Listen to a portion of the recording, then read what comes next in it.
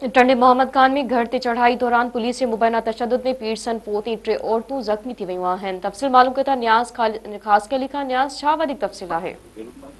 जी बिल्कुल, टंडो मोहम्मद खान जी शौकत कॉलोनी में इन वक्त इंतहाई चिक्काण वारी सूरत हाल है।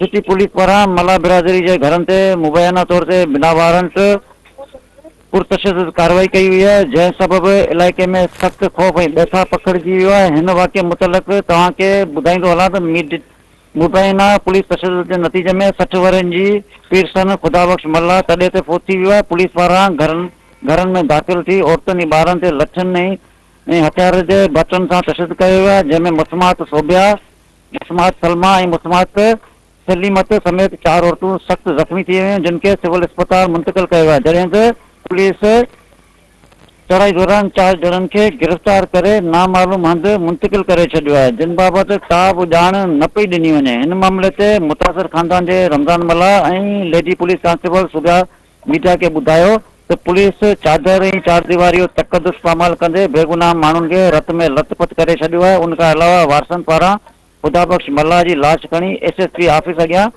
धरणो हणण जो ऐलान भी कयो वियो आहे। उनखां सवाइ तव्हांखे ॿुधाईंदो हलां त अफ़सोसनाक ॻाल्हि इहा बि आहे त एॾी वॾे वाक़े बावजूद पुलिस इंतज़ामिया पारां अञा ताईं को बि सरकारी मौक़िफ़ साम्हूं न आहे अची सघियो। ॿिए तरफ़ शहर जे सियासी, समाजी ऐं इंसानी हक़नि जी तंज़ीमनि पारां हिन वाक़े जी सख़्त लफ़्ज़नि में मज़म्मत कंदे आला अख़्तियारनि खां शफ़ाफ़ जांच ऐं वाक़े में मुलविस एहलकारनि जी गिरफ़्तारी जो मुतालबो कयो वियो आहे। जी न्याज़, जी मेहरबानी।